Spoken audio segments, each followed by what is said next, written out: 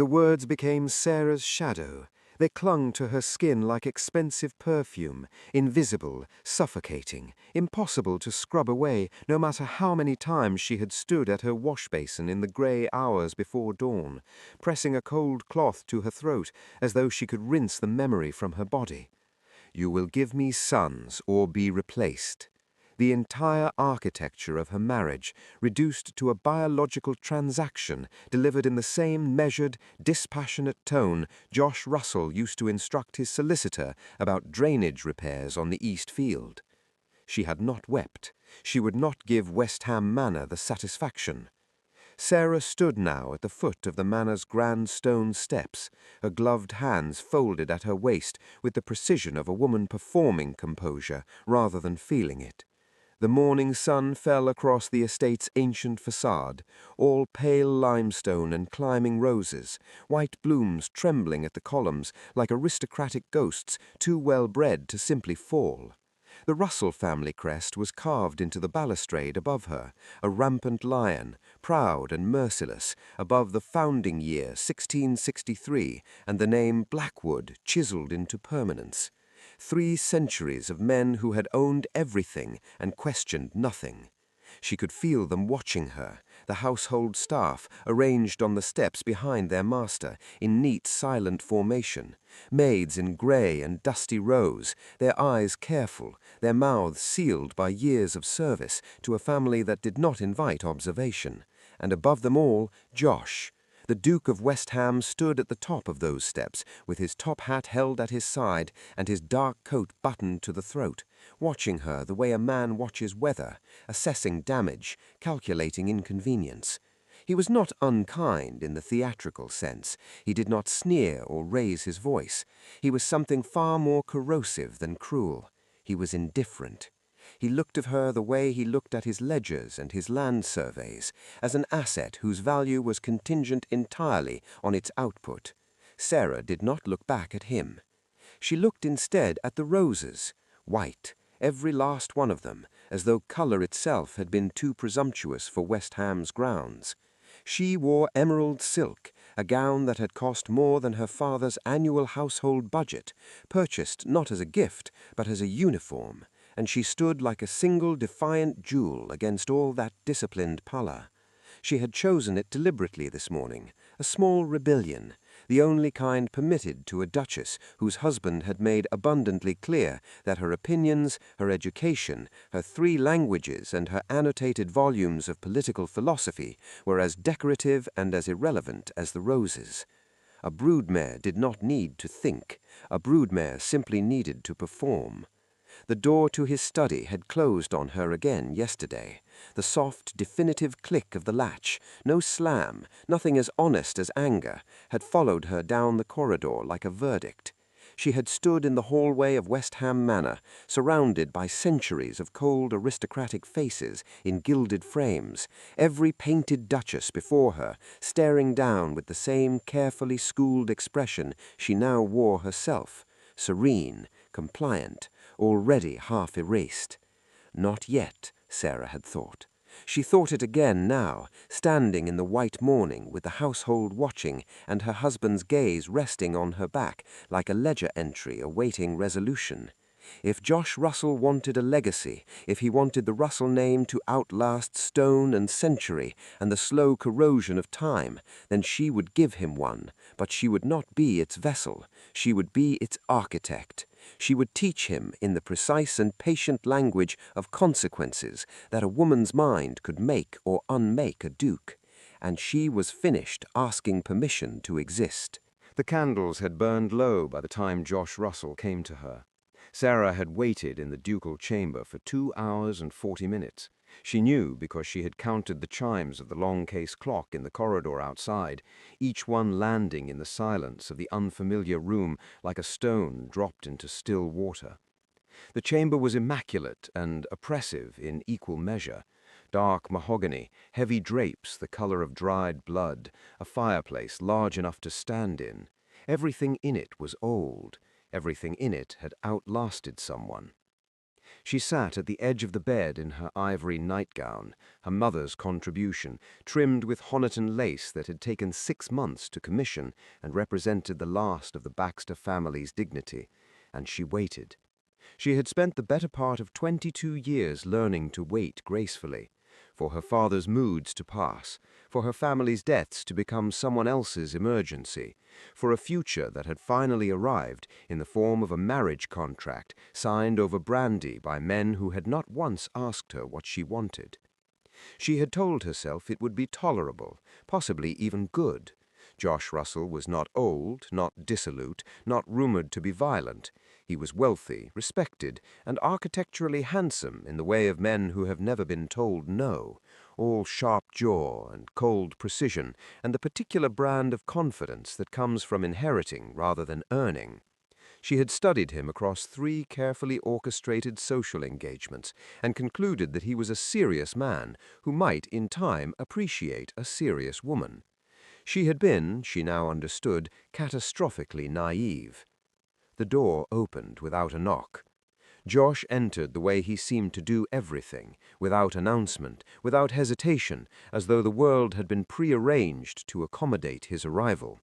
He had removed his coat and cravat, but was otherwise still fully dressed, his dark waistcoat buttoned, his expression carrying the same composed neutrality it had worn throughout the ceremony, the dinner, the interminable reception where she had smiled until her face ached, and he had stood beside her like a beautiful, breathing monument.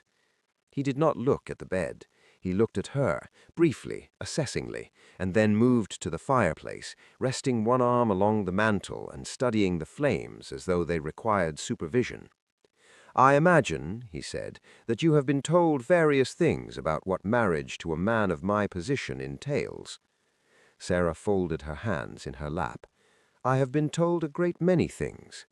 "Then I will tell you the truth, which is more efficient."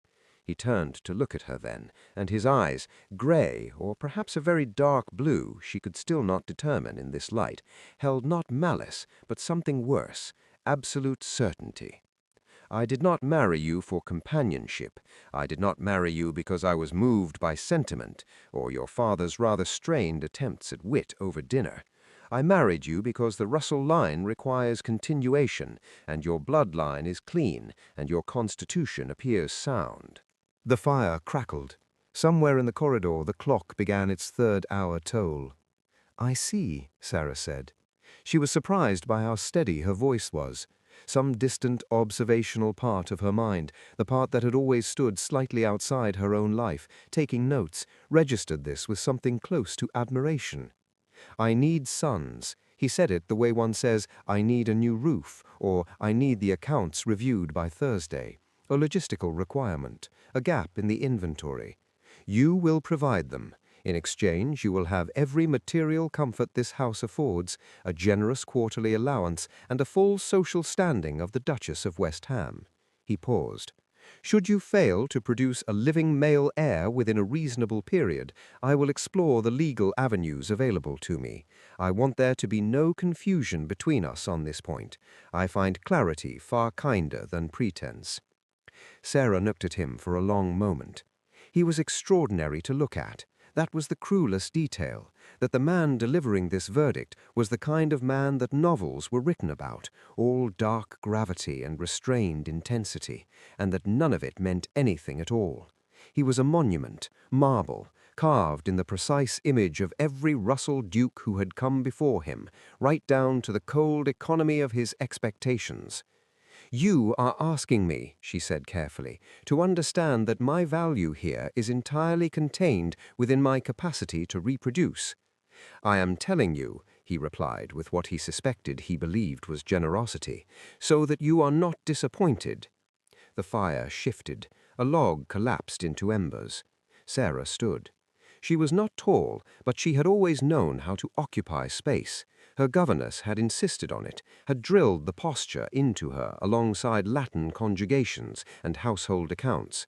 She stood now with her spine straight and her hands loose at her sides, and she looked at Josh Russell, Duke of West Ham, master of 300 years of unbroken male inheritance, and she made a decision so quiet and so total that it barely registered on her face at all. She would not argue, she would not weep, she would simply remember this moment with perfect crystalline accuracy, the dying candles, the collapsed fire, the clock still tolling in the corridor, and she would let it become the foundation of everything she intended to build. "Then we understand each other perfectly," she said. Josh gave a single satisfied nod as though a contract had been countersigned. He never noticed that the contract she had just signed was entirely different from his. By the end of her first week, Sarah had learned the precise dimensions of her invisibility. It was not the dramatic, deliberate erasure she might have steeled herself against, no locked doors, no raised voices, no cruelty she could point to and name. It was quieter than that, and therefore more complete. It was the way Mrs. Daventry answered her questions with information she had not asked for and withheld the information she had. It was the way the footman looked approximately 2 inches above her head when she addressed them, as though they were receiving instructions from the wallpaper. It was the way the household continued its ancient, grooved routine each morning, the fires laid, the breakfast arranged, the ledgers delivered to the Duke's study, with the seamless efficiency of a machine that had been running for centuries and had absolutely no need of a new component. West Ham Manor did not require a duchess. It required a body to occupy the duchess's chair. Sarah occupied it with precision and mounting fury. She had attempted in those first days to assert herself through the channels available to her. She had asked Mrs. Daventry, a tall, dry woman of indeterminate age, whose iron-grey hair was pinned with an exactness that bordered on ideological, whether the weekly menus might be reviewed. The housekeeper had listened with patience of someone enduring light rainfall and replied that the menus had been set to the Duke's preferences for 11 years and that His Grace had expressed no desire for alteration. Sarah had then inquired about the household accounts. Mrs. Daventry had informed her, with a smile thin enough to slide under a door, that His Grace preferred to manage the accounts himself, as he always had. She had asked about the east wing, which she had heard was being remodeled, and whether she might offer any direction on the furnishings. She was told the contractor reported exclusively to His Grace. She had suggested finally that the portrait gallery might benefit from some rearrangement, a small thing, a domestic thing, the sort of decision that by every convention of their class belonged entirely to the mistress of the house. Mrs. Daventry had looked at her with something that was not quite pity and not quite contempt, but occupied the uncomfortable territory between them, and said very gently that the portraits had hung in their current positions since 1771, and that she was certain His Grace would wish to be consulted before any changes were made to the ancestral gallery. Sarah had thanked her, returned to her sitting-room, closed the door, and stood at the window watching the white roses for a very long time.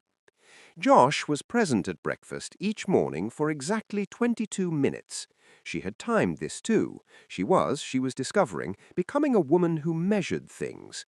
He arrived, consumed his meal with the focused efficiency of a man refueling rather than dining, read correspondence propped against the silver coffee pot, and departed for his study without conversation beyond what courtesy demanded. Good morning, the weather, occasionally a single-sentence observation about estate business, delivered not to her but to the middle distance, as though she were a secretary whose dictation he half expected to find typed and waiting on his desk.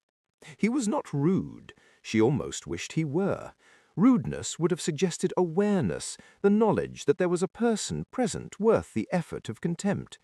Instead, he moved through the same rooms as her with the comfortable oblivion of a man who had never once needed to wonder whether he was welcome.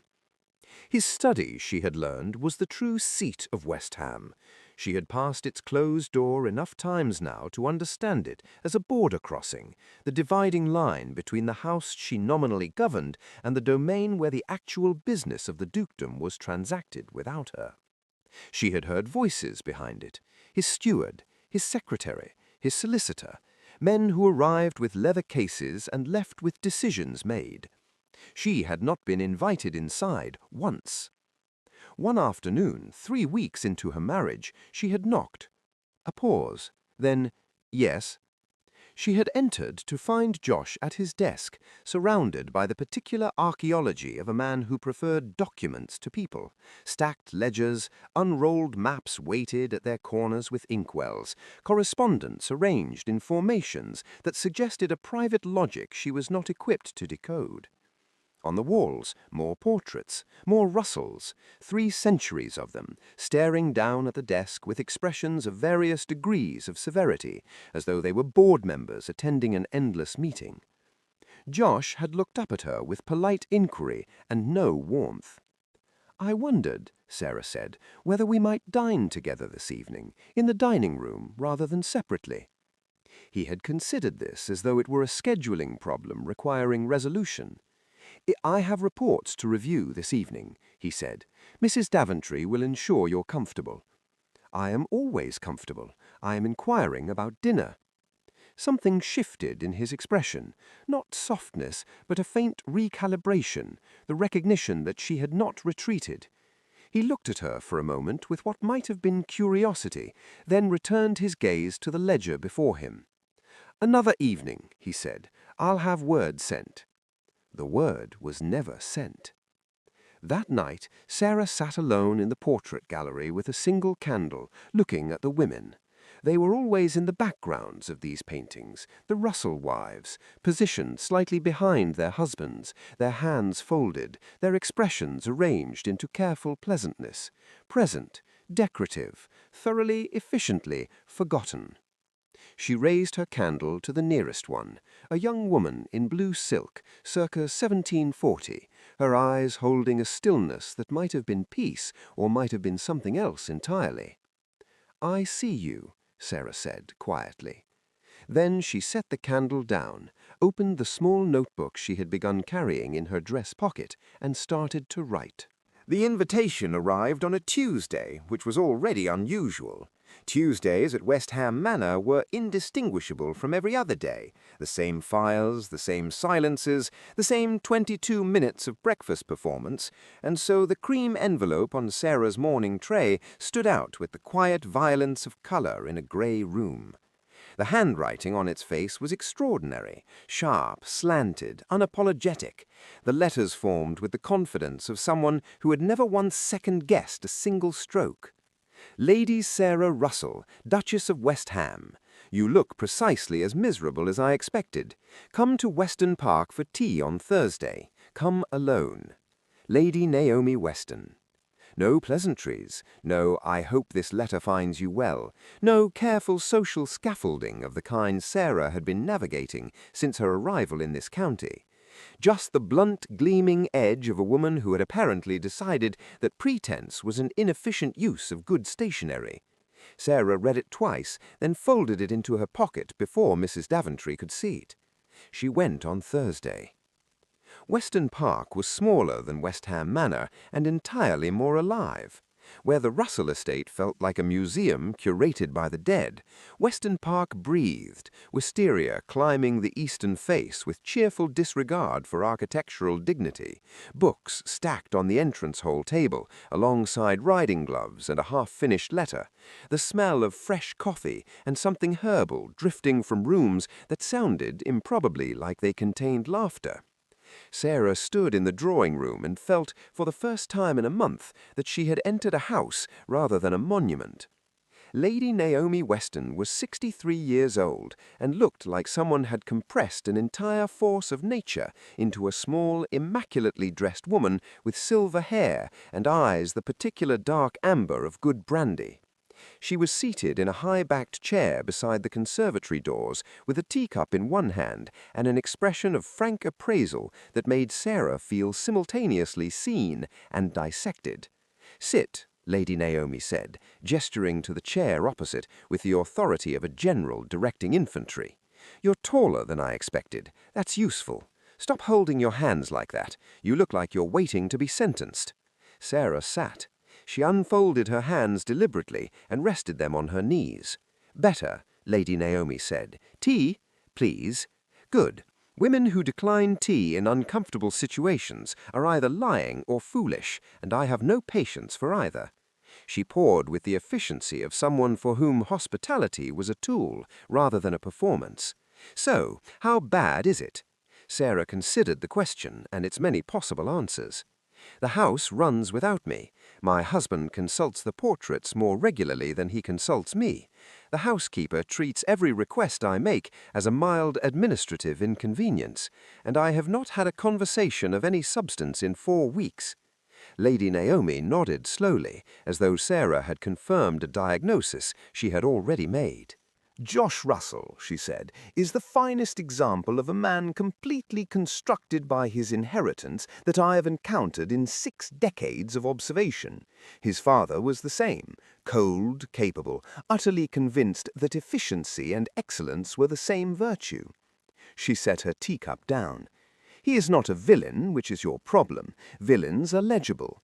Josh is simply a monument, as you've likely gathered, and monuments do not notice the weather. You know him well. I knew his mother better. Remarkable woman, absolutely crushed by that house. Something moved across Lady Naomi's face, not sentiment exactly, but its well-preserved remains. I swore when she died that I would not watch another intelligent woman become wallpaper in that manner. Then I heard about you, and I thought, well, let us see. Sarah looked at her steadily. What exactly did you hear? That Sir William Baxter's daughter was fluent in 3 languages, had read more political philosophy than most men in Parliament, and had been married off to settle a debt before she was 23. Lady Naomi's amber eyes held hers without apology. I also heard that you knocked on the Duke's study door 3 weeks into your marriage and asked him to dinner, when any other woman in your position would have retreated to her embroidery and wept into it. That interested me considerably. The conservatory beyond the glass doors was riotous with green, ferns and trailing vines and something flowering in terracotta pots, entirely undisciplined, entirely magnificent. Sarah looked at it for a moment before she spoke. "What is it you're offering, Lady Weston?" The older woman smiled for the first time, and it was a remarkable thing, sharp and warm simultaneously, like sunlight through a cracked window. "An education," she said, "the kind they don't provide in baronets' drawing-rooms. Shadow politics, I call it, the governance that happens in conservatories and retiring rooms and the quiet corners of ballrooms while the men are congratulating each other in the dining-room. Who controls what, who owes whom, which alliances are for show and which ones actually hold when the pressure comes." She paused. "Every great political movement in the last 50 years has had a woman behind it who understood these things. None of them received the credit. I intend to be useful rather than invisible even at my age, and I think you do too." Sarah was quiet for a long moment. Outside, a bird landed on the conservatory roof, regarded the glass with brief suspicion, and flew away. "When do we begin?" Sarah asked. Lady Naomi reached into the small table beside her chair and produced a key, old iron, unremarkable, and set it on the saucer between them. "The conservatory," she said, "has a second door that opens onto the lane. No one needs to know you've been here." Her eyes held Sarah's with the calm certainty of someone handing over a weapon to someone who already knew how to use it. "We began the moment you walked through my door without your husband's permission." Sarah picked up the key.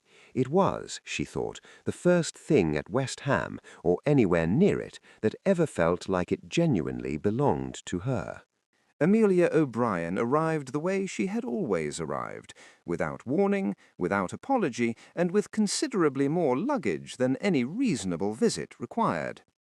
Sarah heard her before she saw her, the crunch of carriage wheels on the gravel drive, followed by a voice carrying across the entrance wall with the cheerful authority of someone who had never once doubted her welcome anywhere. "Darling, where are you? I've been in that carriage since dawn, and I require tea, a comfortable chair, and someone worth talking to, in that order." Sarah was down the stairs before Mrs. Daventry could arrange her expression into its customary diplomatic disapproval. Amelia stood in the entrance hall in a travelling gown of deep rose, her auburn hair escaping its pins in the particular way it always had, not through carelessness, but through a kind of constitutional refusal to be entirely contained, her cheeks flushed from the journey, and her green eyes already scanning the manor with the rapid, unsentimental assessment of a general surveying new terrain. She was beautiful in the way of women who had never needed to think about it, which had always made her somehow easier to love rather than harder. She looked at Sarah, her bright expression softened by precisely 1 degree, the degree that meant she had already seen everything she needed to see, and was choosing, for now, not to say it. "You're thinner," Amelia said. "You're late," Sarah replied. "You said a fortnight ago." "I was detained. Lord O'Brien required soothing about something parliamentary." She waved a gloved hand, dismissing her husband's concerns into the middle distance. "He'll survive." Now, she took Sarah's hands in both of hers and squeezed once, firmly, the way she had done since they were girls sharing secrets in the Baxter garden. "Show me this mausoleum you've been imprisoned in, and tell me absolutely everything." They talked for 4 hours. Sarah had not realized, until Amelia settled in the sitting-room sofa with her shoes off and her second cup of tea balanced on her knee, how profoundly she had been starving for it, for conversation that moved and turned and doubled back, for someone who laughed in the right places and pressed harder in the others, for the particular relief of being entirely known by another person. She told Sarah about the study door and the menus and the portraits and Mrs. Daventry's smile. She told her about the 22 minutes of breakfast and the word about dinner that was never sent. She did not tell her about Lady Naomi yet. That was a card she was not ready to place on the table, even with Amelia. Amelia listened to all of it with the focused stillness she deployed when something genuinely engaged her, a stillness that was deceptive in a woman usually in such constant motion. And when Sarah finished, she set down her teacup with a small, decisive click. "Right, here is what is going to happen." Sarah recognized the tone. She had been recognizing it since she was 9 years old. "Lord O'Brien is hosting a political salon in London in 3 weeks," Amelia said. "Every significant figure in the Whig establishment will be present, along with approximately half the lords who are currently undecided on the railway legislation. It is, without exaggeration, the most strategically important drawing-room gathering of the season." She looked at Sarah with deliberate steadiness. "I want you there." "Josh won't—" "Josh," Amelia said pleasantly, "has not been invited. You have." She tilted her head. "As the Duchess of West Ham, your presence carries weight regardless of your husband's opinion of it. The Russell name opens rooms, Sarah. You've simply been letting it open rooms you're not standing in." Sarah was quiet for a moment, turning this over. "Lady O'Brien." She used the formal address deliberately, the way she did when she wanted Amelia to understand she was being taken seriously. "What is it you actually want from this?" Amelia smiled, the real one, not the social one, the smile that reached the corners of her eyes and had nothing to perform. "I want my oldest friend to stop disappearing," she said simply, "and I want the political landscape of this country to be occasionally improved by someone with a functioning brain, which lets out approximately 70% of the men currently occupying it." She paused. "Lord O'Brien respects intellect above almost everything. He has been looking for someone who understands the railway bill's financial architecture well enough to argue it in polite company without putting people to sleep. I told him I knew exactly such a person." Sarah stared at her. "You told him about me. I told him about you. Amelia, you had no idea whether You read Locke at 12 for entertainment. You corrected your father's parliamentary correspondence at 16, and he never knew. You married a duke and spent your first month mapping his household like a military strategist, rather than crying into your pillow." She retrieved her teacup. "I had every idea." That evening, for the first time since her arrival at West Ham, Sarah sat at her writing desk after supper and wrote with purpose rather than frustration. She pulled out the notebook, filling steadily now with observations, questions, the skeletal architecture of thoughts she had not yet had anyone to think alongside, and she added Amelia's salon to its pages. Beside it she wrote Lady Naomi's name, and then drew a single quiet line connecting them. Two women, two different kinds of power, one who understood the hidden machinery of influence, one who moved through its most visible rooms with absolute authority. Sarah looked at the line between the two names for a long moment. Then she wrote a third name beneath them both, Sarah Russell, Duchess of West Ham. She underlined it once, not because she needed the reminder, but because it was time, past time, to begin acting like she meant it. She told no one she was leaving until the morning she left. This was deliberate. Announcements invited objections, and objections invited the particular brand of quiet, authoritative dismissal that Josh had perfected. The slight pause, the measured redirect, the sense that one's own idea had been gently but thoroughly removed from the table before one had finished presenting it. Sarah had learned, in 6 weeks of marriage to a monument, that the most effective way to do a thing was simply to do it. She came down to breakfast at the usual hour, sat in her usual chair, and waited for the customary 22 minutes to expire. Josh read his correspondence. The coffee grew cold. The clock measured out its indifferent intervals. When he rose to leave, she spoke. "I am going to London today," she said. "I will be staying at Russell House for a fortnight." Josh paused with the particular stillness of a man whose carefully ordered morning had just produced an unexpected variable. He looked at her across the table with the assessing grey of his eyes and said quite evenly, "I don't recall authorizing that." "No," Sarah agreed pleasantly, "you didn't." A silence expanded between them, not hostile exactly, but load-bearing. Josh set down the letter he was holding. "The season is not yet fully underway," he said. "There is no reason for you to be in London. Lord and Lady O'Brien have invited me for an extended visit. Lady Amelia is an old friend, as you know, and Lord O'Brien's social calendar is—" "I know what O'Brien's calendar is," Josh said, and something shifted almost imperceptibly in his expression, a tightening, a recalibration. Patrick O'Brien was one of the most influential Whig voices in the Lords.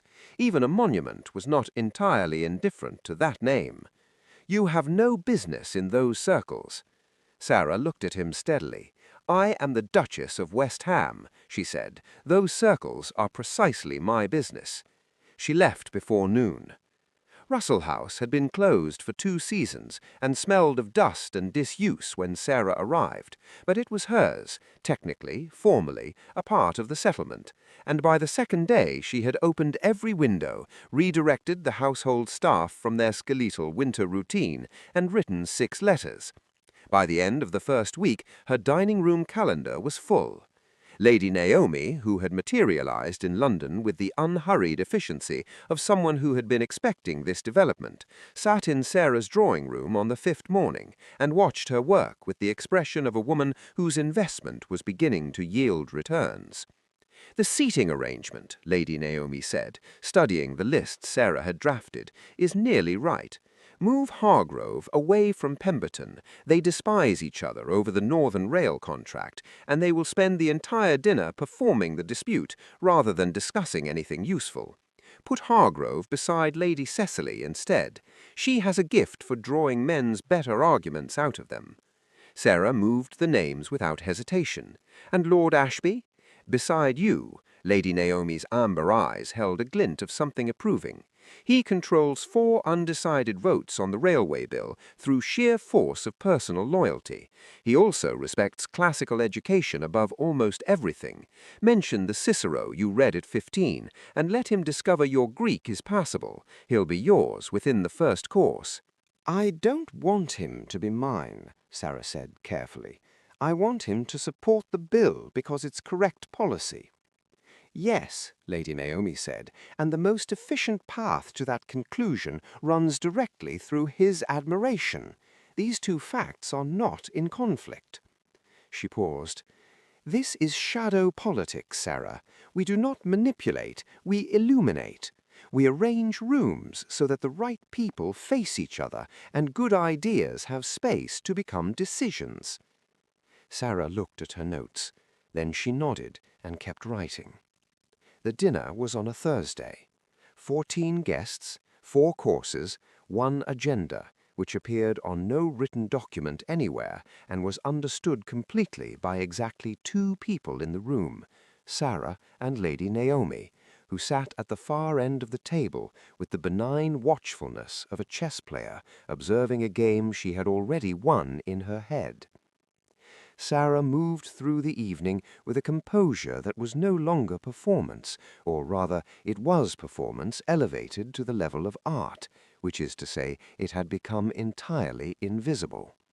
She drew Lord Ashby out on Cicero within the first 20 minutes and watched his expression shift from polite interest to genuine animation. She redirected Lord Pemberton's simmering antagonism toward Hargrove into a surprisingly productive exchange about rail financing in the northern counties. She listened to Lady Cecily's sharp reading of the Lord's political weather with genuine attention, and made 3 mental notes she later transferred to her notebook. She did not argue, she did not lecture. She asked questions with the precision of someone who already knew most of the answers and wanted the room to arrive at them independently.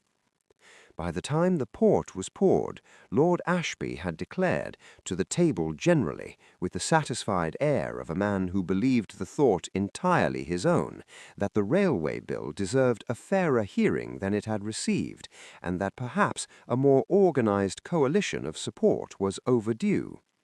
Lady Naomi caught Sarah's eye across the table and raised her glass a fraction of an inch. The letter from Josh arrived the following morning, brief, controlled, and cooler than the autumn air coming off the Thames. You were not given leave to host political functions in my name. Return to West Ham by Friday.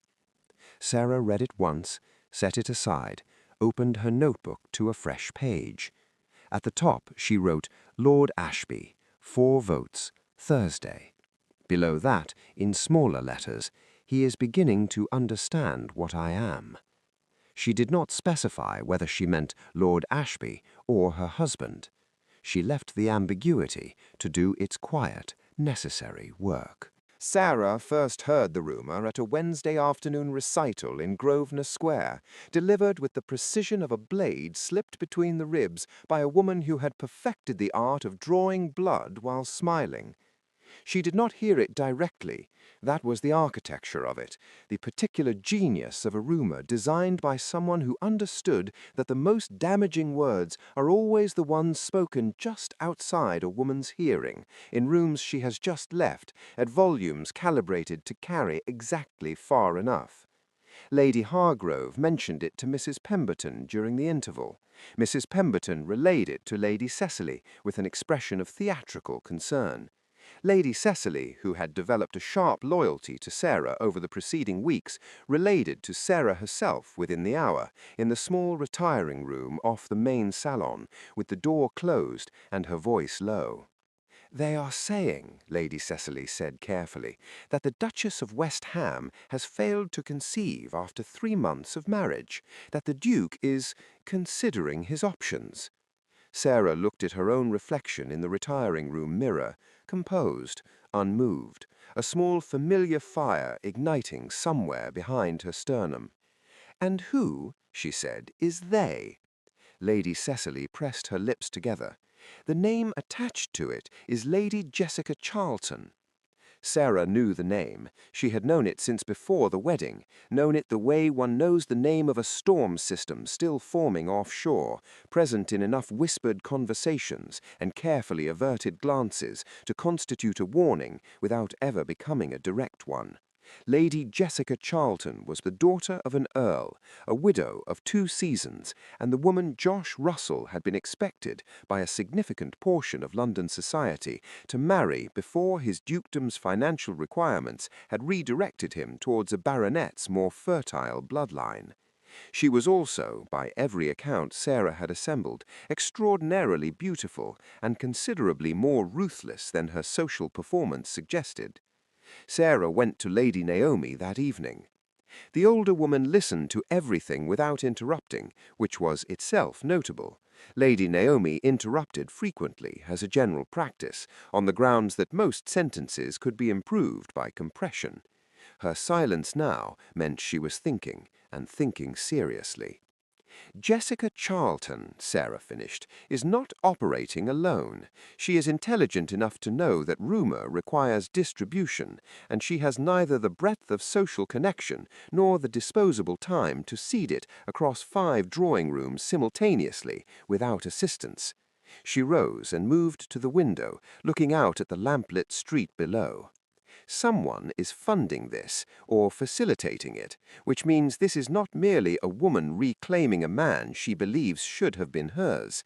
This is a campaign. Against me specifically, Sarah said. Against your position, which is at present your marriage.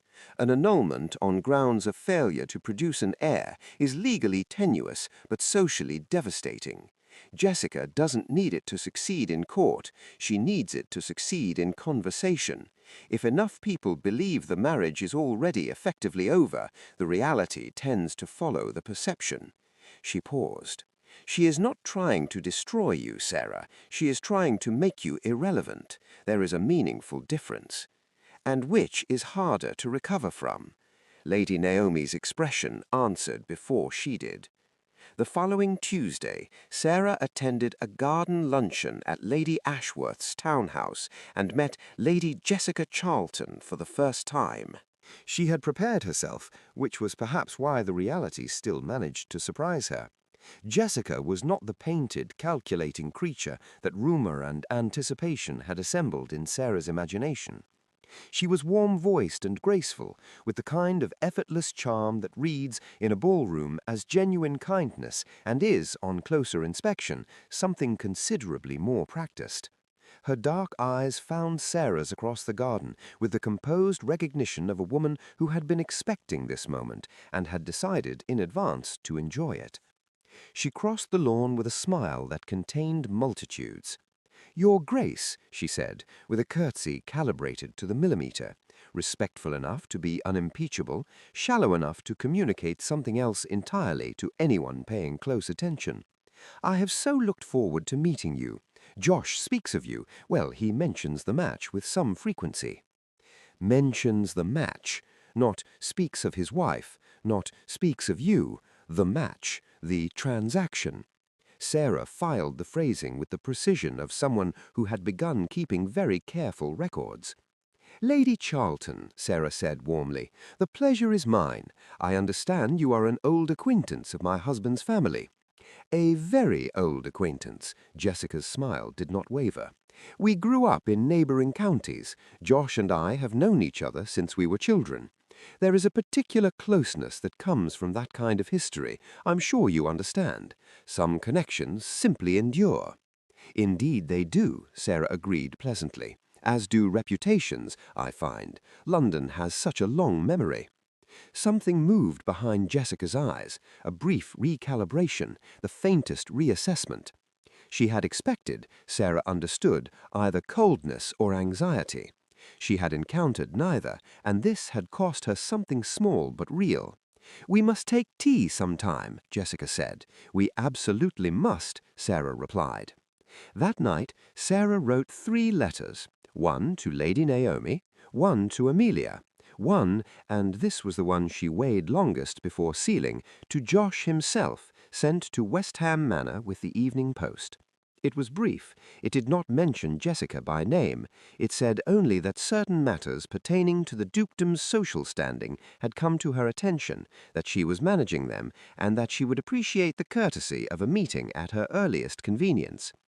She sealed it, addressed it in her clearest hand, and gave it to the footman. Then she sat at her desk in the lamplight and opened her notebook to a fresh page. At the top she wrote one word, underlined it twice, and built her strategy beneath it like an architect laying a foundation that nothing would move. The word was evidence. The letter from Josh arrived on a grey Friday morning, and Sarah knew before she broke the seal that something had fundamentally shifted. She knew because he had written it himself. In the 8 weeks since her arrival in London, Josh's communications had arrived through intermediaries, his secretary's careful hand relaying instructions, his steward's formal correspondence regarding household matters, the occasional terse directive that bore his signature but the unmistakable architecture of a man who had dictated rather than written. This letter was different. The handwriting was his. She had seen it on documents, on the contract that had made her a duchess, but it was altered somehow, less governed, the pressure of the pen heavier than usual, the lines not quite as level as a man of his precision would ordinarily permit. She read it standing at her writing desk, still in her morning wrapper, the London streets beginning their grey noise outside the window. He needed to see her, not at West Ham, here in London, today if she could manage it. The matter was urgent and required discretion. He would come to Russell House at 3 o'clock if she was willing to receive him. If she was willing. Sarah set the letter down, read it again, noted the phrase a second time with the careful attention she gave to anything unprecedented. Then she rang for her maid and asked for the blue dress, not the emerald, not today, and sat down to think. He arrived at 2 minutes past 3, which told her he had been punctual to the point of waiting outside, and told her something else besides, that whatever had happened was significant enough to have made him early. Mrs. Daventry was not here to arrange his welcome. Sarah received him herself in the drawing-room she had furnished to her own taste over the preceding weeks, books visible on the shelves, fresh flowers, light coming through unobstructed windows in a way that West Ham Manor never quite permitted. She watched him take the room in as he entered, the faint recalibration behind his eyes as he encountered a space that bore no trace of the Russell aesthetic. He looked, for the first time since she had known him, like a man who had not slept. "Sit down, Josh," she said quietly. He sat, and that alone, the absence of the pause, the consideration, the silent assertion of autonomy that characterized his every movement, told her more than the letter had. She waited. "Hargreaves Bank," he said finally, "has called in the Russell estate loan, the full sum, 90 days. He said it the way men of his kind said catastrophic things, levelly, precisely, as though the evenness of the delivery might contain the damage. It is not coincidental. No, it isn't." His eyes met hers, and in them she saw the specific expression of a man encountering for the first time the full dimensions of something he had underestimated. "You know about this." "I know about Jessica Charlton's connection to the Hargreaves family through her late husband's estate. I know that she has been meeting privately with senior partner Aldous Hargreaves for the past 6 weeks. I know that the grounds cited for the loan recall, mismanagement of the Eastern Rail investment, was sourced from internal documents that could only have been provided by someone with access to your private correspondence." She paused. "I have known for 11 days. I was assembling the full picture before I brought it to you." The silence that followed was of a different quality from all the silences that had preceded it in their marriage. Those had been the silences of indifference, rooms emptied of engagement. This one was dense with recalibration, with the specific cognitive work of a man dismantling and rebuilding his understanding of his own household. "How," Josh said, with a care that was not quite steadiness, "do you know any of this?" "Because I have spent the past 2 months doing what you did not believe I was capable of," Sarah said, without heat, without triumph, simply as a fact requiring acknowledgement. "I have been paying attention to the right people in the right rooms at the right moments." She looked at him steadily. "You told me my value was contained in my womb. It was a significant miscalculation." He did not flinch, but something in his face, some long-held structural certainty, shifted in a way she could see plainly, like a hairline fracture appearing in stone. The railway bill, she continued, has the support of Lord Ashby and his affiliated votes. Lord O'Brien is prepared to publicly back a refinancing structure through the Midlands Consolidated if the Russell estate presents a credible recovery plan within 60 days. I have the outline of that plan here. She crossed to her writing desk and produced a document, 12 pages, close written, the numbers checked twice, the political angles accounted for with Lady Naomi's characteristic precision. She held it out to him. It requires your signature and your cooperation. It also requires you to formally distance yourself from the Hargreaves account and initiate a parliamentary inquiry into the loan recall, for which I have sufficient documentation to support the case. He took the document. He looked at it for a long moment, not reading, not yet, simply holding it with the particular stillness of a man in the presence of something he cannot immediately categorize. Sarah, her name in his mouth, unmediated by title or formality, for the first time. Why? She considered the question honestly. Because West Ham is my home too, she said, whether you have treated it as such or not. She paused. And because I want a partner, Josh, not a transaction. I am offering you the former. What you decide to do with the offer is, as it has always been, entirely your choice. He looked at her for a long moment, truly looked, without assessment or inventory, with something that was perhaps the earliest, most tentative form of recognition. Then he opened the document and began to read. The Ashworth Masquerade was the kind of event that London's social architecture had been designed to produce, a night on which masks permitted the city's most carefully maintained fictions to briefly, thrillingly dissolve. Costume and anonymity did not make people more honest, Sarah had observed. They made people more deliberately themselves, stripped of the daily performance of restraint. Which made it, she had understood the moment the invitation arrived, the perfect theatre for Jessica Charlton. Lady Naomi had said as much 3 days before the ball, sitting in Sarah's drawing-room with her teacup and her amber eyes and the expression of someone reading a map she had seen before. She will move at the masquerade, she said. It is exactly her instrument. Confusion, anonymity, a room full of witnesses who cannot be entirely certain of what they saw. Whatever she intends, it will be designed to be seen by enough people to circulate and disputed by enough ambiguity to survive challenge. She looked at Sarah. We do not prevent it, we let it happen, and we ensure the room is correctly populated when it does. Sarah had nodded, and they had spent the following 2 hours deciding who stood where. She wore silver, not the emerald of her first weeks at West Ham, not the blue of her London drawing-room, silver, for a night that required visibility rather than defiance. Her mask was ivory with small seed pearls, and she had dressed her dark hair simply, without the elaborate architecture of fashionable excess, because she wanted to be findable. She wanted, tonight, to be seen. Josh met her at the foot of the Russell House stairs, and for a moment they simply looked at one another. He wore black, as he always did, with a dark half-mask that did nothing to obscure the particular quality of his attention. He had changed in the week since he had sat in her drawing-room and read her 12 pages, not dramatically, not in the ways that novels would require, but in the smaller, more durable ways of a man genuinely revising his understanding.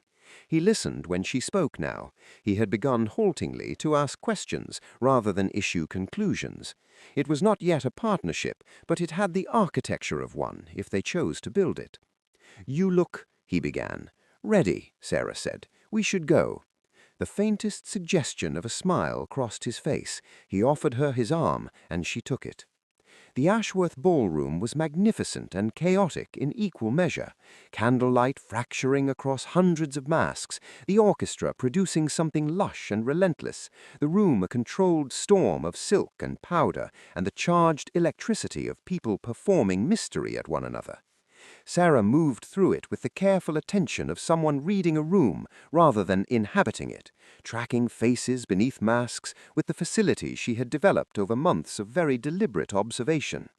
She found Amelia near the east colonnade, stationed exactly as they had arranged, with Lord O'Brien beside her and Lady Cecily within conversational distance. Lady Naomi was already positioned near the entrance to the card-room, speaking to Lord Ashby with the appearance of complete social ease and the reality of a woman manning a post.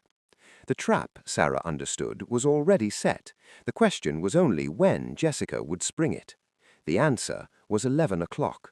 She felt it before she saw it, the particular shift in a room's social weather that precedes an incident, the way certain conversations pause and certain heads turn toward a fixed point. The point, she discovered when she followed the room's attention, was the small antechamber off the east corridor, its door half open, candlelight spilling across the threshold.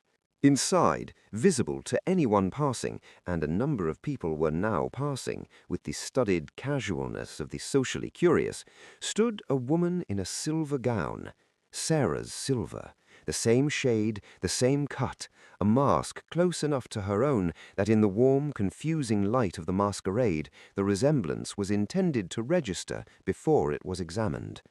Beside this woman stood a man, young, dark-haired, clearly compromised by drink or design, in an attitude of intimacy that the room's imagination was invited to complete. Sarah heard the whisper reach her from 2 feet away. Is that the Duchess? She turned to find Josh already at her side. He had seen it too. She watched his face as he processed it, the silver gown, the constructed tableau, the whispers beginning their reliable circulation, and she watched him understand exactly what had been arranged and for whom. His jaw tightened, his eyes moved from the antechamber to Sarah's face with an expression she had not seen from him before, not anger at her, but anger for her, which was an entirely different and considerably more significant thing. "Stay here," he said. "No," Sarah replied quietly. "We go together, or the room draws the wrong conclusion from your going alone." A beat. He looked at her and nodded. They crossed the floor together, and the room, as rooms do, noticed. Josh stepped into the antechamber doorway at full height, his voice carrying with the natural authority of a man who had never needed to raise it to be heard. "Lady Charlton," he said, "I believe the performance is concluded." The woman in silver turned. Beneath the mask, Jessica's composure was extraordinary, maintained for approximately 3 seconds before the room's collective understanding shifted, and the architecture of the deception became, suddenly, entirely visible. The young man beside her stepped back. Jessica's chin lifted. "Your Grace," she said. "You arranged this with considerable creativity," Josh said. "Unfortunately, you arranged it in a room containing Lord Ashby, Lady O'Brien, Lady Cecily Hargrove, and Lady Naomi Weston, all of whom have been standing within clear eye-line of my wife for the past 40 minutes and will confirm to anyone who inquires exactly where the Duchess of West Ham was at 11 o'clock. He paused, and who she was standing beside. The room was very quiet beneath its orchestra. Josh turned to face it fully, all of it, the masks and the candles and the assembled machinery of London society, with the particular stillness of a man who had made a decision and was absolutely at peace with its cost. "My wife," he said clearly, "is the Duchess of West Ham. Her position in this house, in this city, and in my life is a matter I am prepared to leave open to interpretation." Jessica left within the hour. Sarah stood in the candlelight with Josh's hand at the small of her back and felt for the first time the specific and unfamiliar warmth of being publicly, unambiguously chosen. She did not let him see how much it meant, but she kept the moment with the same careful precision with which she kept everything, tucked into the notebook of herself, in the section she had only recently allowed to exist, the one she had titled, quietly and without ceremony, "What is Becoming Possible." 1 year had a way of remaking a person entirely.